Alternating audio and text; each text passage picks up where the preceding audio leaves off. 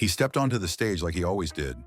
Glittering jumpsuit, slicked back hair, the king in all his glory.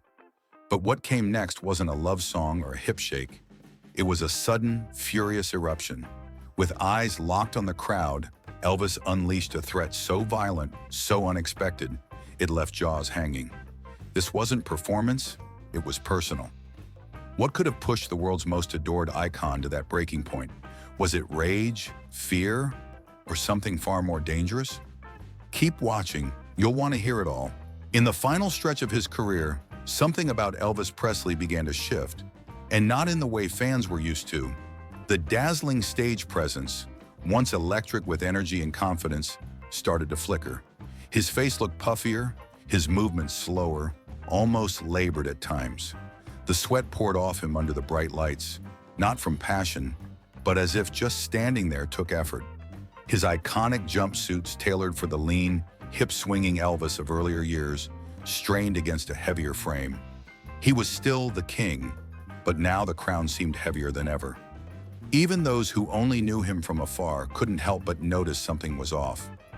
Concert-goers whispered in their seats as they watched him slur his words or forget lyrics. The once smooth transitions between songs were interrupted by long, rambling monologues, some heartfelt, others bizarrely disjointed. In place of high kicks and guitar twangs, there were awkward pauses, missed cues, and a noticeable lack of the fire that once set the stage ablaze. Commentators, fans, even journalists started raising eyebrows. The question everyone had seemed too afraid to ask was now dancing at the edge of every review and late-night conversation. What was really going on with Elvis? But here's the thing. While the murmurs grew louder behind the scenes, in the press, and among worried friends, nobody dared bring it to the man himself. Elvis Presley was not someone you confronted. He wasn't just a celebrity, he was a symbol, a force, a myth in flesh and rhinestone. Questioning him outright felt like blasphemy, and so the rumors swirled like smoke in a dark room. Suffocating, hard to pin down, impossible to ignore. People may have seen the changes, but to say it aloud, that was another matter entirely. As time went on, fans began to notice that Elvis's concerts weren't just about the music anymore. The thunderous applause would erupt when he walked on stage, and the crowd expected the same breathtaking vocals and magnetic energy that had made him a legend. But more and more, the performances started to feel different. Instead of launching straight into his set list, Elvis would pause to talk. At first, it was charming, funny anecdotes, a little small talk with the audience, like he was letting them into his world. But slowly, these moments started to stretch longer, take on a different tone, and sometimes they edged into uncomfortable territory. The king began using his microphone like a confessional booth. He'd drift off mid-show into long, unscripted ramblings, sometimes about his past, sometimes about the press, sometimes about nothing at all. There were times he seemed to be working something out in real time, right there under the spotlight. His bandmates and backup singers would exchange uneasy glances, unsure when or how to jump back in. The stage, once a place where Elvis reigned in full command, started to feel like his personal battleground, and the audience, caught in the crossfire, didn't know whether to cheer, laugh, or hold their breath. There was an unspoken tension humming beneath the surface, and it only got stronger with each passing show. Whispers about his health and lifestyle were reaching a fever pitch in tabloids and dressing rooms alike, and rather than ignore them or brush them off with his signature charm, Elvis did the unthinkable. He responded, on stage, publicly. It was as though the rumors had crawled under his skin, and he couldn't shake them off. Instead of hiding behind a carefully curated image, he leaned into the microphone and began to fight back in front of thousands. And then, it happened. At one concert with the band behind him and the spotlight glaring hot on his face, Elvis said something that made the entire room go still. No song, no strum of the guitar could soften what came out of his mouth. It wasn't just surprising, it was shocking. This wasn't the smooth-talking Elvis fans had adored for years. It was someone else entirely, angrier, rawer, more wounded than anyone had seen before. Whatever he had been holding in had finally boiled over, and the eruption would leave a lasting scar on his legacy. In the middle of what should have been just another glittering night on tour, Elvis took the microphone and delivered something no one in the crowd could have anticipated.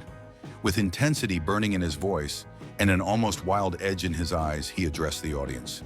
Not with a song, but with a fury that stunned the room into silence. "I told them earlier," he growled, "and don't you get offended, ladies and gentlemen. I'm talking to someone else. If I find or hear an individual that has said that about me, I'm going to break their goddamn neck, you son of a... That is dangerous. I will pull your goddamn tongue out by the roots." His words weren't just harsh.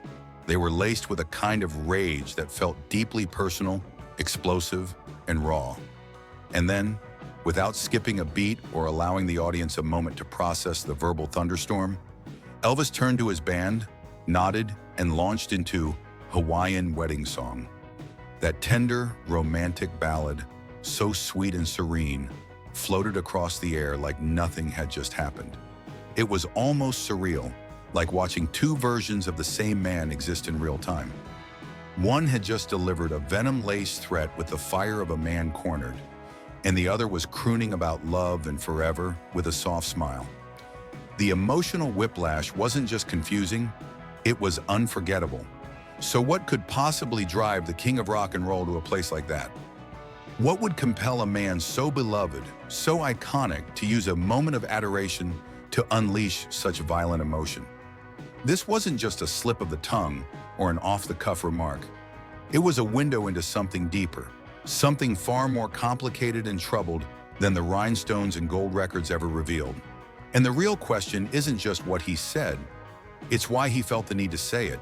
Phesily Presley sat quietly in the audience that night, surrounded by the buzz of excited fans who had come to see the Elvis they remembered. The charming, powerful voice, the playful smile, the king. But what she witnessed was something else entirely. As the angry words poured out of his mouth, as his voice cracked under the strain of his own fury, Phesily didn't see a performer commanding the stage. She saw a man unraveling. Later, she described the moment with quiet disbelief. It was like watching a different person. This wasn't the Elvis she had once shared a life with. This was someone haunted, someone battling something far bigger than the crowd or the spotlight. For as long as she had known him, Elvis had always been careful with his emotions, especially in public. When something weighed on his heart, he didn't talk about it. He sang it. Whether it was longing, heartbreak, joy, or pain, he poured it into melodies and left it on the stage in soaring choruses and whispered refrains. Music was his refuge, his release. It was the way he connected without ever saying too much. Words were for lyrics, not for lashing out.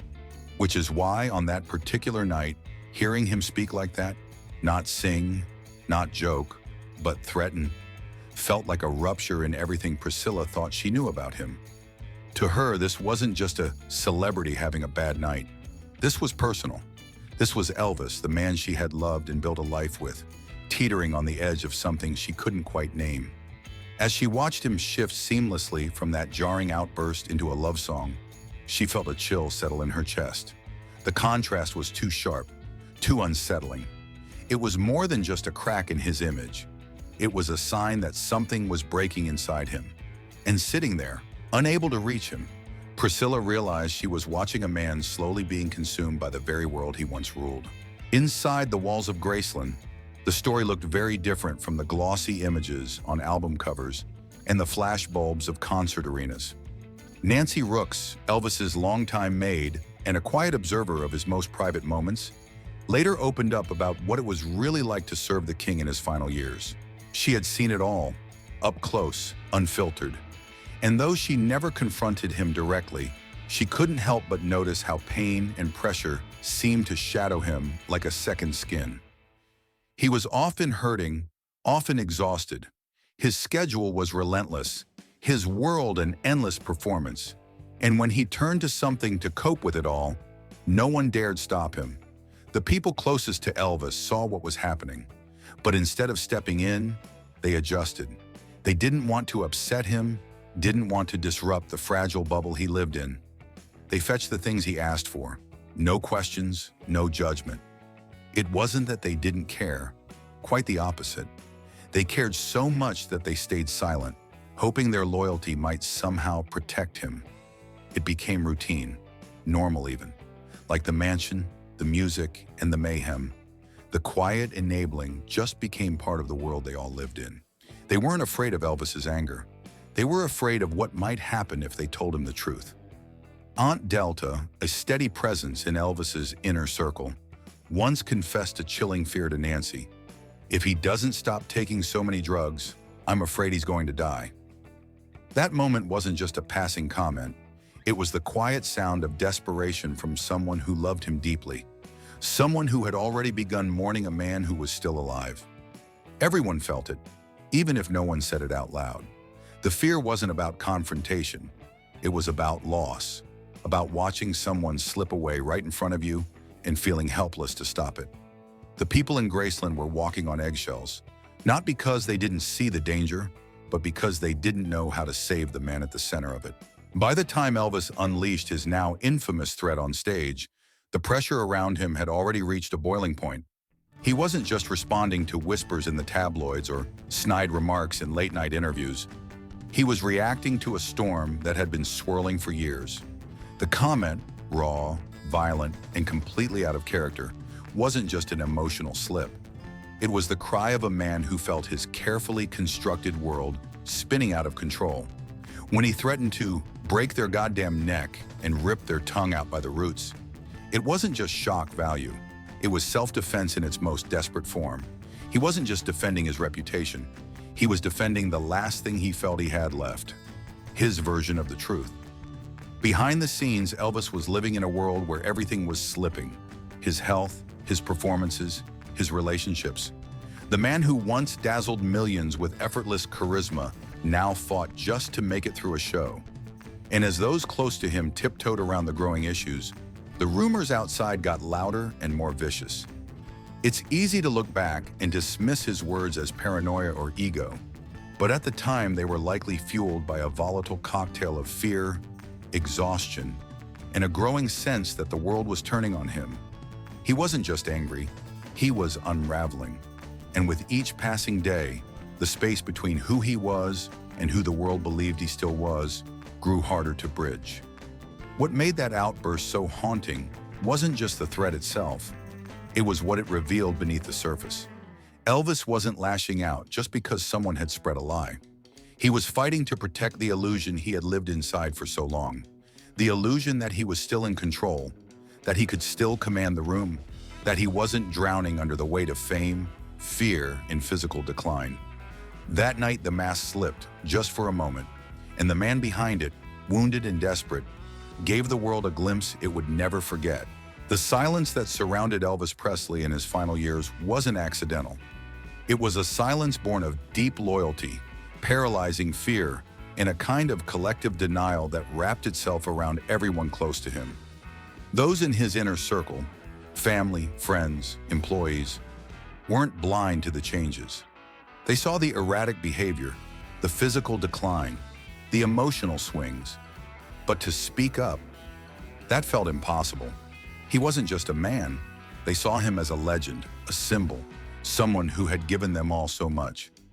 Questioning him felt like betrayal, and so they said nothing. They turned away, hoping he'd find his way back, praying that the next day would be better. But the truth was already sinking in. There were quiet conversations behind closed doors, of course, whispers between people who loved him dearly, a glance here, a hushed warning there.